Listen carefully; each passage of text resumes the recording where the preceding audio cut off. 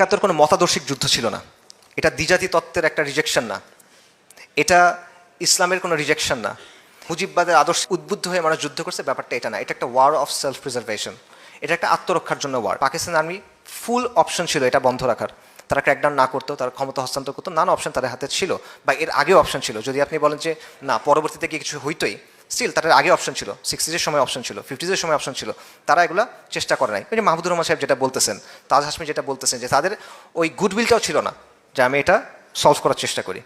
এই কারণে এটা আসলে আপনার বলার কোনো সুযোগ নাই যে সাধারণ মানুষ আদর্শিক কারণে পাকিস্তান থেকে আলাদা হয়ে গেছে। এটা তারা আত্মরক্ষার কারণে এটা হইতে হয়েছে, জুলুমের কারণে, আত্মরক্ষার কারণে। পাশাপাশি আরেকটা প্রশ্ন, পাকিস্তান যে ভেঙে গেল এটা কি ইসলামের ব্যর্থতা কিনা? না, কখনো না। এটা ইসলামের কোনোদিনও ব্যর্থতা না, এটা মুসলিম পরিচয়ের ব্যর্থতা না, এটা হলো পাকিস্তানের ব্যর্থতা। পাকিস্তান নামক যে রাজনৈতিক প্রকল্পটা ছিল এটা সেটার ব্যর্থতা। ইসলামকে বাদ দিয়ে, ইসলামের শিক্ষা বাদ দিয়ে, ইসলামের মূলনীতি বাদ দিয়ে, ইসলামের শরিয়া বাদ দিয়ে আপনি কি মুসলিম পরিচয় রাখবেন?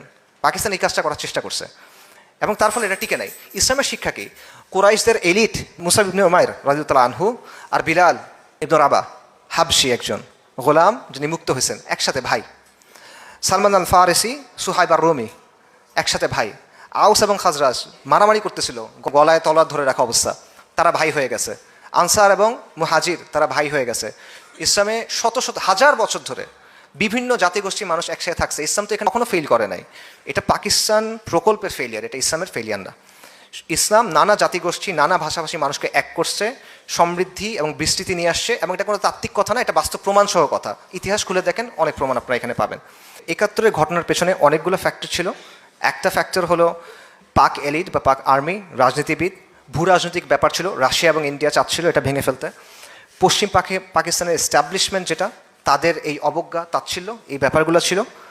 পাশাপাশি কট্টরপন্থী র্যাডিক্যাল যারা ছিল, সিরাজুল আলম খান এটসেট্রা, এরা ছিল। মুজিবের একটা ভূমিকা ছিল, ইন্দিরা গান্ধীরও একটা বড় ভূমিকা ছিল। ইন্দিরা গান্ধী এখানে ক্রুশাল একটা রোল প্লে করছে।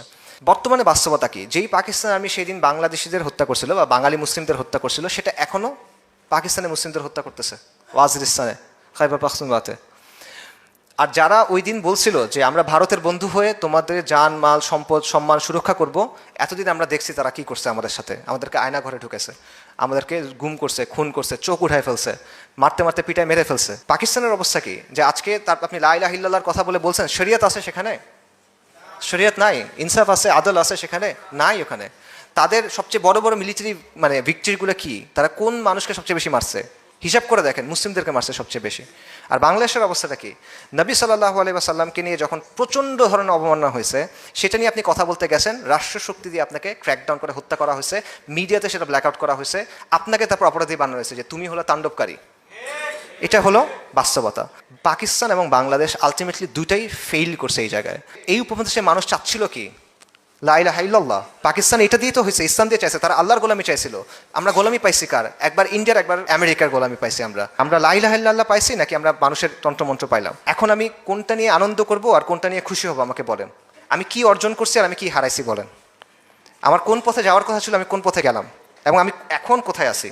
দশকের পর দশক হয়ে গেছে, এখন আমরা অন্ধকারের মধ্যে ঘুরে বেড়াইতেছি। এটা হলো বাস্তবতা। এবং এটার মূল কারণটা হলো আল্লাহর আইন এবং গায়রুল্লাহর আইন। ইসলাম এবং গায়রুল্লাহর যে system, secularism, secular state, democracy, liberalism, এই বিষয়গুলোর পার্থক্যটা, এই বিষয়গুলোর দ্বন্দ্বটা আমরা বুঝতেছি না বা এড়ায় যাচ্ছি। এবং আমরা শুধু এটা করতেছি না, অনেক ক্ষেত্রে আমরা এই সেকুলার শাসক যারা আল্লাহর আইনকে বাতিল করতেছে, হালালকে হারাম করতেছে, হারামকে হালাল করতেছে, নতুন আইন প্রণয়ন করতেছে, আপনার উপর এটা বাধ্যতামূলকভাবে চাপাই দিচ্ছে, তাকে আমি গিয়ে বলছি সে শরী শাসকের মতো। আমরা সময়ের দাবি এবং জাতির পালস বুঝতেও আলটিমেটলি ব্যর্থ হচ্ছে। এই কারণে অনেক সময় ইসলামী দাওয়া যেটা, ইসলামী আন্দোলন যেটা, এটা ব্যাহত হচ্ছে। এবং সবচেয়ে বড় কথা হলো যে ইসলাম এবং সেকুলারিজমের যে দ্বন্দ্ব, যেটা মূল সংঘাত, আসলে এই বিষয়টা আমরা ধরতে পারতেছি না। এবং যতদিন আমরা এটা ধরতে পারবো না, ততদিন আমরা বিভিন্ন গোলকধাঁধায় ঘুরতে থাকবো। যদি আপনি সরল পথ থেকে সরে যান, তাহলে বাকি কি থাকে? বিচ্যুতি। আমরা বাস্তববাদী হওয়া, প্র্যাগম্যাটিজমের কথা বলে অনেক কিছু গ্রহণ করতেছি, এবং এটার ফলে আমরা দেখতেছি যে স্বল্প মেয়াদে, শর্ট রানে আমাদের কিছু গেইন আছে, বাট লং রানে এটা আমাদের ক্ষতি ছাড়া আর কিছু দিচ্ছে না। পাকিস্তানের চিন্তাটা কোত্থেকে আসছিল? সৈয়দ আহমেদ শাহিদ রাহিমাহুল্লাহ, শাহ ইসমাইল শাহিদ রাহিমাহুল্লাহ, তাদের একটা চিন্তা ছিল যে ভারতবর্ষের, হিন্দুস্তানের মুসলিমদের একটা ইসলামী ইমারা লাগবে, তারা শরিয়ার আন্ডারে থাকবে। এই চিন্তাটা স্যার সৈয়দ আহমেদ আলিগড়ের বিশ্ববিদ্যালয় আর মুসলিম লীগের হাত ধরে কি হলো? Liberal Democratic secular Pakistan. আপনি ইসলাম ফালায় দিয়ে মুসলিম জাতীয়তাবাদ করছেন, যেটার মধ্যে রুহটা নাই, ইসলামী সেটার মধ্যে নাই, সেটার রেজাল্ট হলো যে আজকে এই অবস্থা। আর এটার রিয়াকশনে আমরা কি করলাম? এটা রিয়াকশনে আমরা গিয়ে ধরলাম বাঙালি জাতীয়তাবাদ।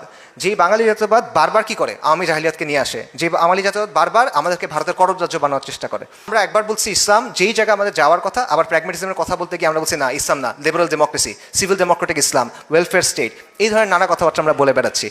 এইভাবে বারবার প্র্যাগমেটিজমের কথা বলে, বারবার প্র্যাকটিক্যাল হওয়ার কথা বলে আমরা মূল জায়গা থেকে সরে যাচ্ছি, এবং শর্ট রানে আমরা মনে করতেছি আমরা গেইন করতেছি, লং টার্মে আমাদের চেয়ে বড় লুজার আসলে আর কেউ নাই।